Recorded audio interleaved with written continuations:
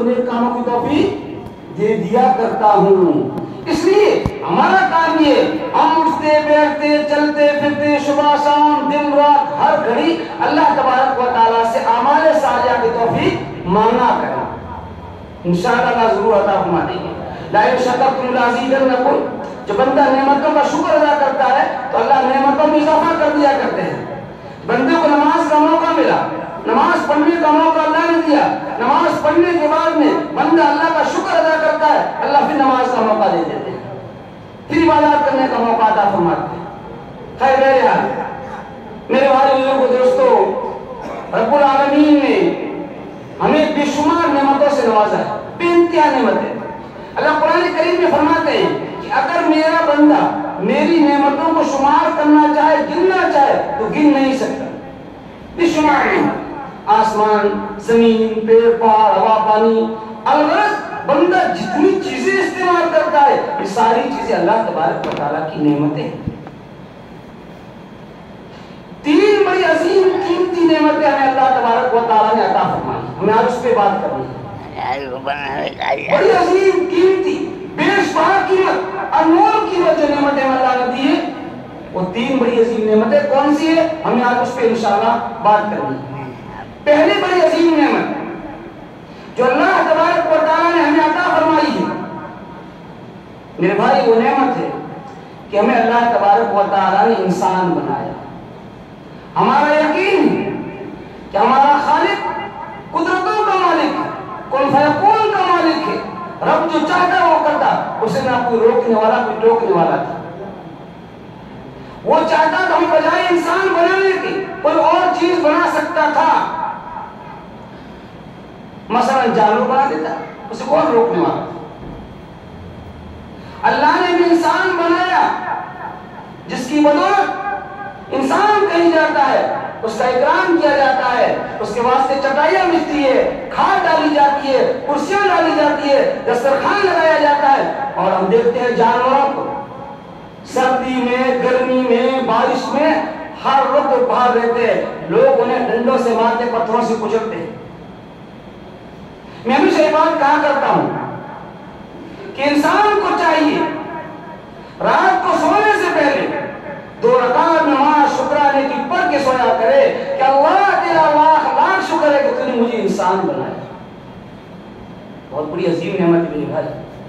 ہم میں سے کسی نے نہیں مانگا تھا کہ اللہ انسان بنانا، کسی نے کوئی دعا نہیں کی تھی، کسی نے اس نعمت کو طلب نہیں کیا تھا، بغیر مانگے اللہ نے انسان بنایا ہے۔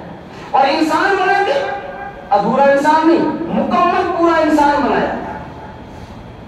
بہترین ہاتھ دیے، بہترین پیر، دل و دماغ، آنکھ، کان، ناک، بدن کا ایک ایک عضو اور ایک حصہ اللہ تبارک و تعالیٰ نے ایسا بنایا ہے کہ ساری دنیا اور ساری دنیا کی طاقتیں مل کے ایک بدن کا حصہ بنانا چاہے تو نہیں بنا سکتے۔ مثلا آنکھ کو لے، آنکھ اللہ تبارک و تعالیٰ کی کتنی بڑی عظیم نعمت ہے۔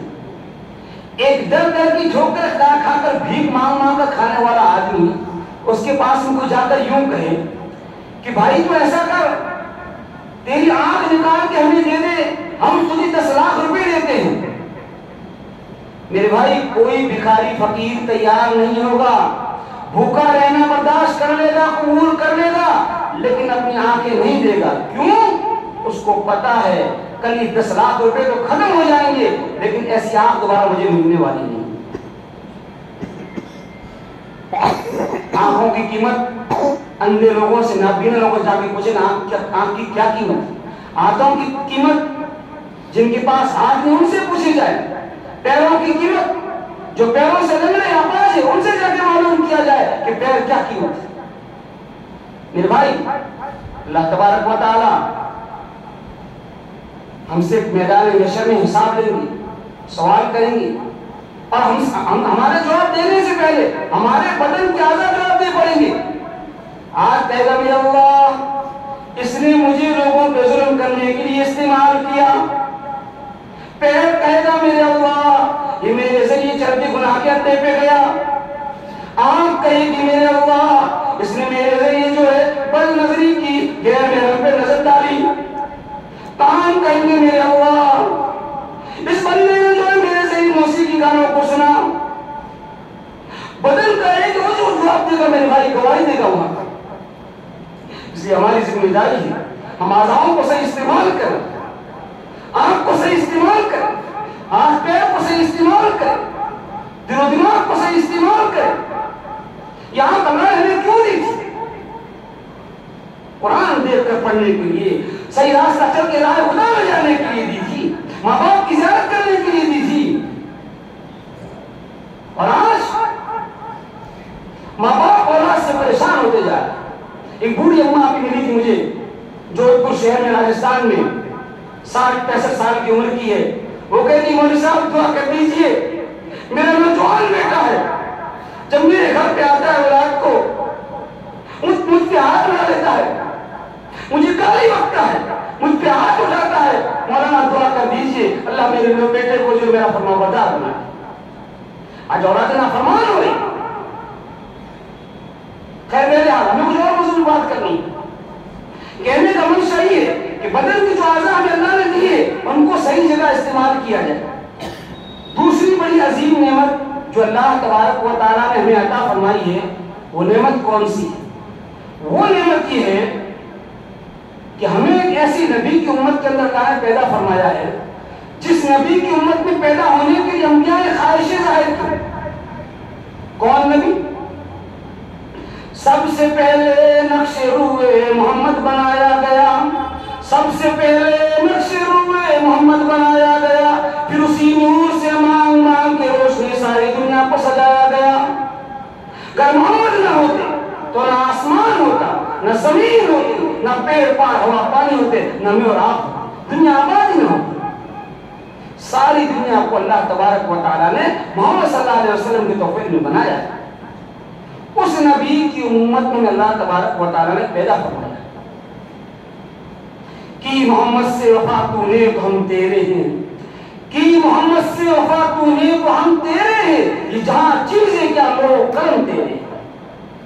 میرے بھائی آقا مدنی تاجدار مدینہ محمد عربی صلی اللہ علیہ وسلم بڑے مشفق, بڑے محسن, بڑے مشفق. امی جان فرماتی ہے عائشہ اللہ تعالیٰ عنہ کہ آپ صلی اللہ علیہ وسلم رات کو اٹھے, مصلی بچھایا, مصلی بچھانے کے بعد میں آپ نے نماز پڑھی, 2 رکعت نماز پڑھنے کے بعد آپ نے ہاتھ اٹھائے, آپ کے آنسو مبارک بہنے لگے, آپ کے ہونٹ مبارک ہل رہے تھے. میں قریب گئی, میں نے قریب جا کے دیکھا کہ آقا رو کیوں رہے ہیں. میں نے کہا یا رسول اللہ صلی اللہ علیہ وسلم, آپ بخشے بخشائے نبی, آپ دونوں جہاں کے سردار نبی, آپ کیوں روتے ہیں, آپ کو رونے کی کیا ضرورت پیش ہے؟ آپ صلی اللہ علیہ وسلم نے فرمایا عائشہ مجھے میرا غم نہیں, عائشہ مجھے میرا ڈر نہیں, عائشہ مجھے میرا خوف نہیں, مجھے میری امت کا غم ہے. امت کا کیا حال ہوگا, امت کی فکر. ایک مرتبہ کا واقعہ لکھا ہے, آقا مدنی صلی اللہ علیہ وسلم رات کو اٹھے ہیں, مدینے کی قبرستان کی طرف چلے گئے, پیچھے پیچھے اماں جان تشریف لے جاتی ہے, وہاں دیکھتی اللہ کے نبی دعا فرما رہے ہیں یا رب امتی یا رب امتی یا رب امتی. کتنی بڑی فکر تھی میرے بھائی اللہ کے نبی کی امت کی. ایک جنازہ آپ کے سامنے سے نکلا, آپ جنازے کو دیکھ کے رو دی, بے چینی ہو گئی. صحابہ نے پوچھا یا رسول اللہ صلی اللہ علیہ وسلم کیا وجہ پیش ہے؟ آپ نے کہا میرے صحابہ ہائے افسوس, آج میرا امتی جہنم میں جا رہا ہے. ایک جنازے کو دیکھ کے آپ نے خوشی کا اظہار کیا, اللہ کا شکر ادا کیا کہ اللہ کا لاکھ لاکھ شکر ہے کہ آج میرا امتی جہنم سے بچ کے جنت میں جا رہا ہے. کتنی بڑی فکر تھی میرے بھائی امت کی, کتنی بڑی فکر تھی. ابو جہل آپ کا جانی دشمن, آپ کا مالی دشمن, آپ کا خاندانی دشمن, ابو جہل کے پاس میں میرا آپ کے پیارے آقا محمد عربی صلی اللہ علیہ وسلم 3000 مرتبہ مسلسل گئے, لکھا کتابوں میں 3000 مرتبہ گئے اور جا کے دعوت دی. ابو جہل تو کرنا پڑنے ایمان لیا, کامیاب ہو جائے. ابو جہل کے مقدر میں ایمان نہیں. اخیر میں ابو جہل نے کیا کہا, محمد اب تم میرے پاس مت آیا کرو, مجھے آپ پہ رحم آتا. کل اگر مجھ سے اللہ نے پوچھ لیا تو میں کہہ دوں گا کہ محمد نے تیرے دین کی بات مجھ تک پہنچا دی. کتنی بڑی فکر تھی میرے بھائی اللہ کے نبی کی امت کی, کتنی بڑی فکر تھی. لوگ مکے کے بازاروں میں میلہ لگایا کرتے تھے, مال بیچنے کے لیے، مال خریدنے کے لیے. میرے آپ کے آقا آمنہ کے لاتے عبداللہ کے دلارے سرور کونین محمد صلی اللہ علیہ وسلم میرا لگایا کرتے تھے، لوگوں کو جمع کیا کرتے تھے. کس لیے؟ جہنم سے بچانے کے لیے اور جنت میں داخل کرنے کے لیے. ایک مرتبہ کا واقعہ لکھا ہے، آپ صلی اللہ علیہ وسلم نے لوگوں کو جمع کیا اور جمع کرنے کے بعد میں آپ نے کہا لوگوں کیا میں امین ہوں، کیا میں صادق ہوں؟ تمام لوگوں نے ایک زبان ہو کے کہا جی ہاں، آپ امین بھی ہیں، آپ صادق بھی ہیں، آپ امانت دار ہیں، دیانت دار ہیں. اللہ کے نبی نے فرمایا لوگوں ایک اعلان کرتا ہوں سنو. کیا تھا؟ ایک اعلان کرتا ہوں سنو. آپ نے فرمایا قولوا لا الہ الا اللہ تفلحوا. لوگوں کلمہ پڑھ لو کامیاب ہو جاؤ. اللہ کے نبی کا اتنا کہنا تھا، ان ذلیلوں کا اتنا سننا تھا. ایک ذلیل قسم کے انسان نے آ کے آمنہ کے لاڈلے کو اس چہرے تھوک دیا. کون سا چہرہ جس چہرے کو اللہ نے قرآن کریم میں وصفا کیا؟ کون سا چہرہ؟ امی جان فرماتی ہے رات کے اندھیرے کمرے میں، اندھیری کوٹڑی میں آقا مدنی صلی اللہ علیہ وسلم کے چہرے کی روشنی کو دیکھ کے سوئی پرو لیا کرتے. اس کا ایک نے تھوک، ایک نے آپ کی کچھ ڈال دیا، ایک نے آپ گریبان کو چاک کر دیا. آپ کی پیاری بیٹی زینب رضی اللہ تعالیٰ عنہ کو خبر ملی کہ ابا کا یہ حال ہے. زینب رضی اللہ تعالیٰ عنہ گھر سے پیالے میں پانی لے کے نکلی، وہاں پہنچی، ابا کا پاگندہ حال دیکھ کے رونے لگی، بے چین ہو گئی.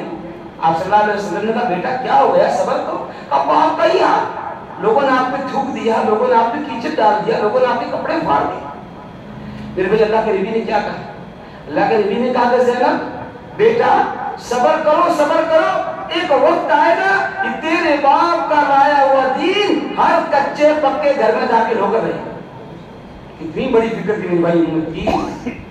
ایک مرتبہ ایک جگہ دعوت دینے کے لیے آپ گئے، لوگوں نے آپ پہ پتھر برسائے، 15 کلومیٹر تک مسلسل آپ پہ پتھر برسائے تھے.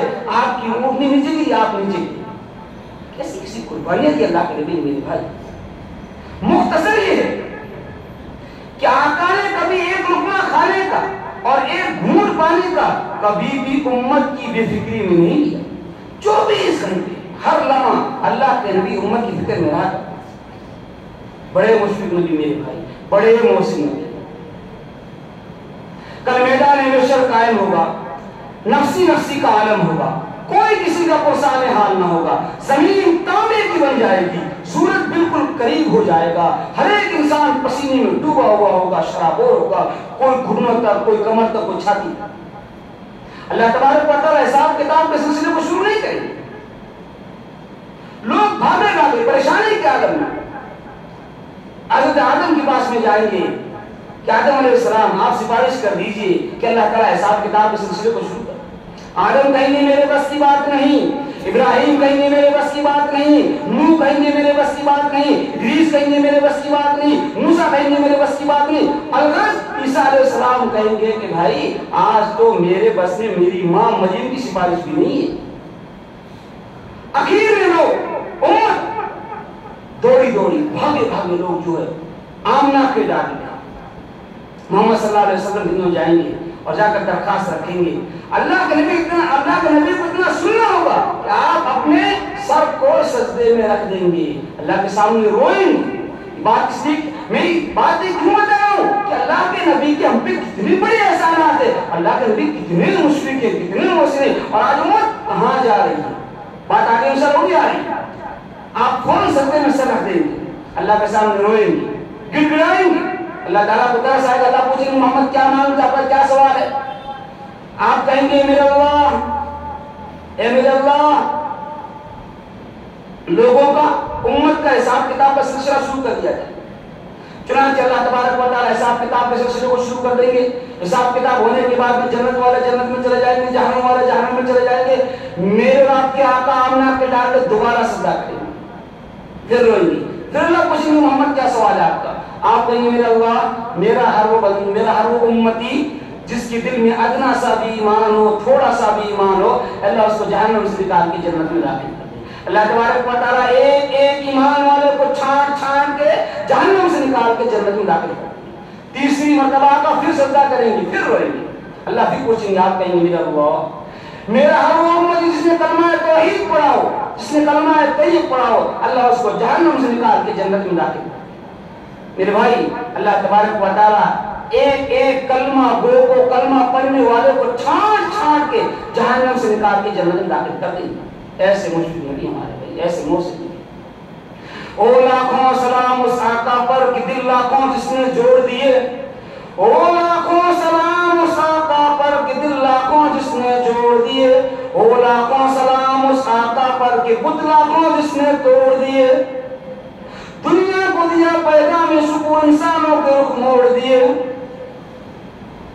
اس محسن اعظم نے کیا کیا نہ دیا ریاض دنیا والوں کو، دستور دیا، منشور دیا، کئی راہیں دی، کئی موڑ دی۔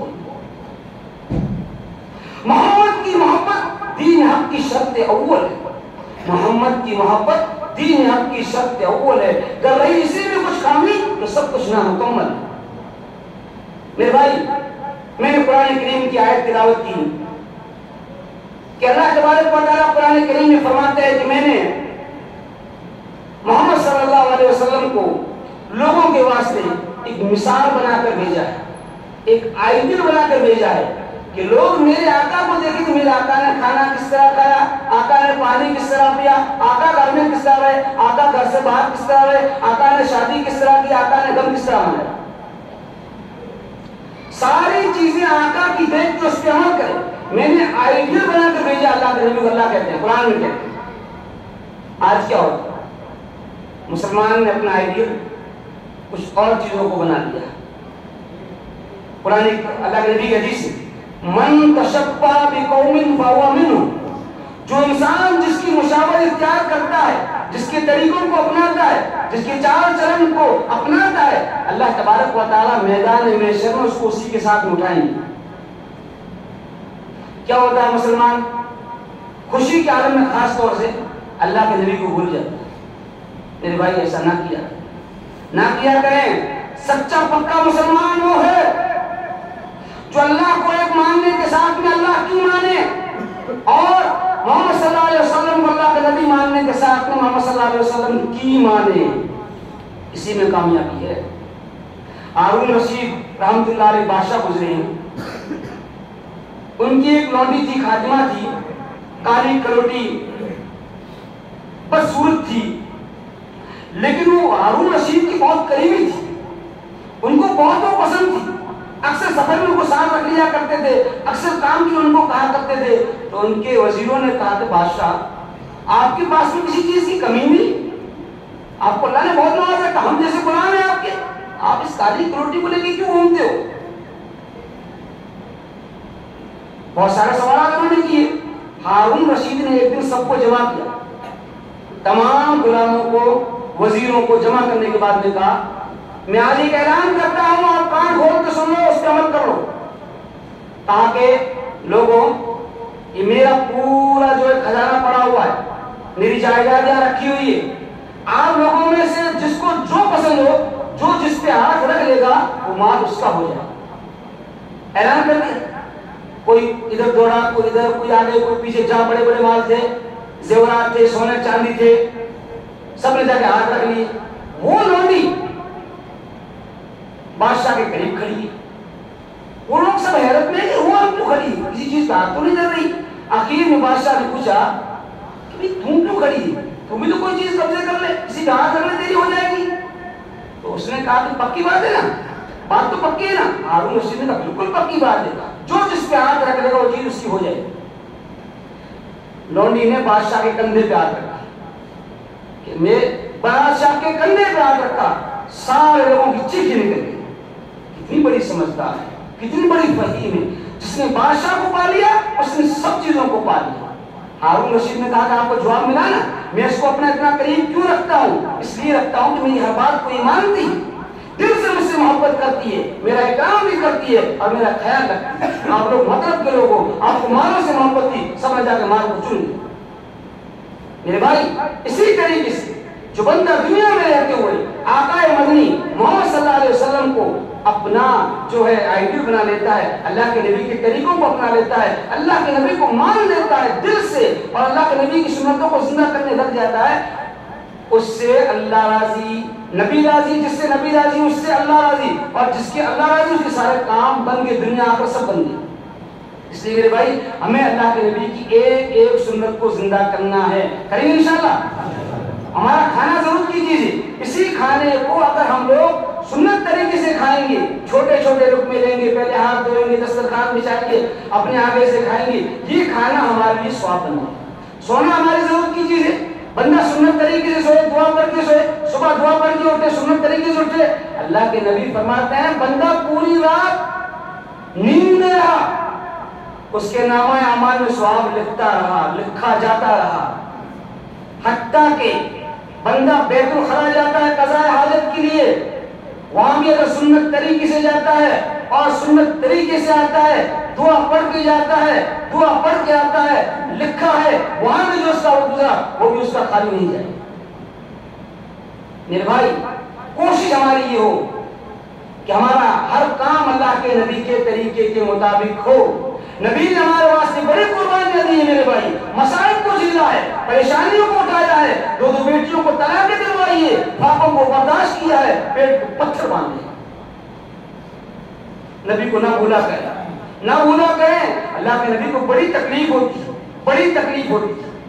ایک واقعہ لکھا ہے کتابوں میں، ایک بچی نے خواب دیکھا، آپ صلی اللہ علیہ وسلم کو خواب میں دیکھا، زیارت سے آپ صلی اللہ علیہ وسلم نے کہا کہ پیاری امت کو جا کے کہہ دو تم جو میری سنتوں کو ذبح کر رہے ہو، تم جو میری سنتوں کا جنازہ نکال رہے ہو، مجھے بڑی تکلیف ہوتی ہے، مجھے بڑی تکلیف ہوتی ہے، اللہ کے واسطے میری سنتوں کو زندہ کر۔ میرے بھائی مسلمان دنیا میں سنت کو چھوڑتا ہے، سنت پہ چھری چلاتا ہے، سنت کو قطع کرتا ہے، اللہ کے نبی کو بڑی تکلیف ہوتی ہے، بڑی تکلیف ہوتی ہے۔ ایسا نہ کریں، سنتوں کو زندہ کرنے کی مکمل بھرپور پوری کوشش کریں۔ آخری بات، تیسری جو بڑی عظیم نعمت ہے، سیرت کو بیان کرنے کے لیے وقت چاہیے، گھنٹوں بیت جائے، راتیں بیت جائے، دن بیت جائے، مہینوں بیت جائے، اللہ کے نبی کی سیرت پوری نہیں ہو پائے۔ مختصر یہ ہے کہ اللہ کے نبی کا ہم پہ بہت بڑا احسان ہے کہ اللہ کے نبی نے کبھی ایک لقمہ کھانے کا، ایک گھونٹ پانی کا امت کی بے فکری میں کبھی نہیں لیا۔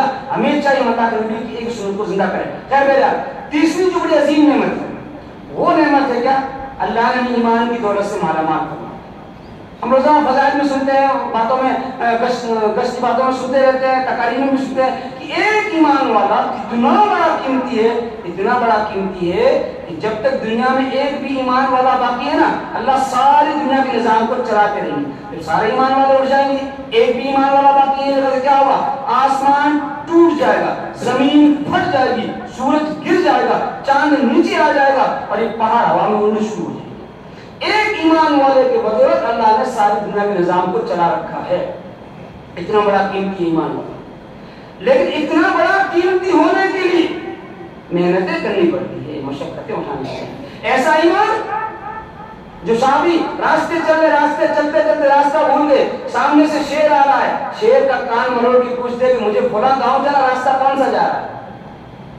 ایسا ایمان کہ افریقہ کے جنگل میں صحابہ کی جماعت گئی، افریقہ کے جنگل میں، وہاں کے لوگوں نے کہا کہ بھئی یہاں تو جو ہے بڑے بڑے درندے اور جو ہے بڑے بڑے جانور ہیں جو آپ لوگوں کو کھا جائیں گے، شیر، چیتے، بھالو، ہاتھی کی سب کچھ ہے۔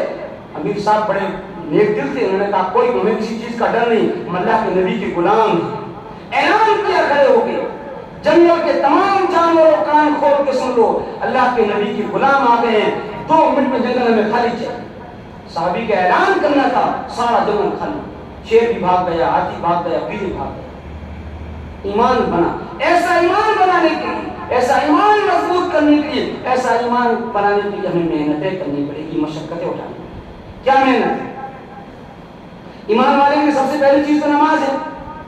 سب سے پہلی چیز ایمان والے کی علامت ہے، پہچان ہے نماز۔ پڑھا نماز پنجگانا، نہ کر اس میں کوئی بہانہ، اسی میں تیری جنت ہے ورنہ دوزخ ہے تیرا ٹھکانہ۔ پڑھا نماز پنجگانا، نہ کر اس میں کوئی بہانہ، اسی میں تیری جنت ہے ورنہ دوزخ ہے تیرا ٹھکانہ۔ 5 نمازیں ادا کرو، ادا خدا کو پیاری ہے، ساری نمازیں ادا کرو، جنت کی تیاری ہے۔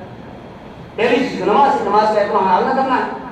دوسری بات اقیم الصلاۃ، اللہ قرآن کریم فرماتا ہے نماز قائم کرو، نماز قائم رکھو۔ اللہ نے پورے قرآن میں یہ کہیں نہیں کہا کہ نماز پڑھو، کیا کہا؟ اقیم الصلاۃ، نماز قائم دوسروں کو نمازوں کی دعوت دو، دوسروں کو نمازوں کی تلقین ہماری ذمہ داری۔ بنی اسرائیل کا واقعہ آپ کو یاد ہوگا، 1000 سال کا عابد، 1000 سال تک اس نے اللہ کی عبادت، اللہ کی کتاب کو پڑھا، روزے رکھ کے اللہ کی عبادت کی۔ اللہ نے فرشتوں کو بھیجا کہ جاؤ بنی اسرائیل کی قوم کو دونوں پہاڑوں کے بیچ میں پیس دو۔ فرشتے وہاں جا کے دیکھتے کہ اللہ کا نیک بندہ بیٹھا ہوا ہے، واپس جا کے کہتے ہیں اللہ وہاں تیرا نیک برگزیدہ بندہ بیٹھا، اس کا کیا کریں؟ اللہ فرماتا اس کو بھی ساتھ میں پیس دو۔ اللہ اس کی وجہ کہا کہ اس نے خالص اپنی فکر کی، اپنی عبادات میں لگایا، اس کے اڑوس میں پڑوس میں ارد گرد قرب و جوار میں جو ہے گناہ ہوتے رہے، گناہ کے اڈے بن گئے، مسلمان دین سے دور، لوگ دین سے دور ہوتے رہے، اور اس کے کان جوں تک نہیں ہوئی جاؤ اس کو بھی ساتھ میں پیس دو۔ چنانچہ اس کو بھی ساتھ میں پیس دیا۔ خود بھی عبادات کا اہتمام کرے، دوسروں کو عبادات کی دعوت۔ اللہ کے نبی نے حجۃ الوداع کے موقع پہ تمام لوگوں کو جمع کیا تھا۔ تمام صحابہ کو جمع کرنے کے بعد میں کیا کہا تھا؟ صحابہ کیا میں نے تم تک دین کی بات کو پہنچا دیا؟ تمام صحابہ نے ایک زبان ہو کے کہا قالوا بلا، جی ہاں آپ نے ہم تک دین کی بات کو پہنچا دی۔ اللہ کے نبی نے فرمایا تمہاری ذمہ داری ہے آگے تک دین کی بات کو پہنچانا، پھر آگے سے آگے، آگے سے آگے، آگے سے آگے، قیامت تک آنے والے انسان کی ذمہ داری دین کی بات کو پہنچانا، دین کی دعوت دینا۔ یقیناً دعوت و تبلیغ یہ نبیوں کا طریقہ ہے، یقیناً دعوت و تبلیغ یہ نبیوں کا طریقہ ہے، اسی سے آیا مومنوں میں جینے کا سلیقہ ہے۔ سب کام کو ہم نے کر کے دیکھے، اس کام کو ہم کر کے دیکھیں، سب کو راضی کر کے دیکھیں، اللہ کو راضی کر کے دیکھیں۔ میرے بھائی موقع پر موقع اللہ کے راستے میں جایا کریں، لوگوں کو دین کی دعوت دیا کریں، ہماری ذمہ داری ہے۔ لوگوں کو دین کی دعوت دیا کریں، امت کی فکر لے کے نکلا کریں، اور آخری بات خود بھی نمازوں کا اہتمام کریں، دینی ماحول میں ہیں، اور اپنی مستورات سے جو باتیں بیانات میں سنی جائے ان باتوں کو گھروں میں جا کے نقل کیا جائے، ان مستورات کو سنایا جائے۔ میرے بھائی وقت ہو گیا ہے، انہیں بہت سارے میرے ذہن واقعات آ رہے ہیں، مستورات بہت پیاسی دین کی خاطر، بہت پیاسی۔ اور آپ کو یہ معلوم ہونا چاہیے ایک بے نمازی کی نحو صرف 40 گھروں تک جاتی، 40 دائیں، 40 بائیں، 40 آگے، 40 پیچھے۔ ہم اندازہ لگائیں جس گھر میں روٹی بنانے والی، بچے کو دودھ پلانے والی، شوہر کے کپڑے دھونے والی، اگر عورت بے نمازی اس گھر کے افراد کا کیا ہوگا؟ سب ساتھ اس بات کی فکر لے کے جائیں کہ ہماری مائیں دیندار بن جائیں، ہماری مائیں نمازوں کا اہتمام کرنے والی بن جائے، اللہ کے ہمارے گھروں میں دین کا ماحول پیدا ہو جائے، اللہ تعالیٰ ہم سب کرنے کی توفیق عطا فرمائے۔ آخری بات میرے بھائی 1 منٹ کی لوں گا، آپ کا معاف کرنا، میرا جو ہے راجستھان سے آنا ہوا ہے۔ راجستھان میں ایک مرکزی ادارہ ہے 106 سال پرانا، جیسلمیر ضلع میں، جو بالکل بارڈر پہ پڑتا ہے، جہاں کے امام صاحب آپ کے ہیں، وہاں پہ الحمدللہ 1200 بچے دارالعلوم میں رہتے ہیں، کھانے پینے والے ہاسٹل میں۔ 1 سال کا اس کا خرچہ ہے 3 کروڑ روپے کا، 3 کروڑ کا۔ وہاں پہ الحمدللہ بخاری شریف تک کی تعلیم ہے، اور بخاری کے بعد میں افتاح کا بھی کورس ہے، ابھی 17 بچے افتاح میں بھی ہے، اور اس کے بعد تکمیل ادب کا بھی کورس ہے۔ آپ لوگوں سے میری گزارش ہے، ابھی دارالعلوم میں کچھ درسگاہوں کا تعمیری کام شروع کیا گیا ہے، آپ جتنا ہو سکے بڑھ چڑھ کے اپنے جو ہے عطیات کے ذریعے ادارے کا دل کھول کر تعاون فرمائیں۔ اللہ تعالیٰ آپ کو جزائے خیر عطا فرمائے۔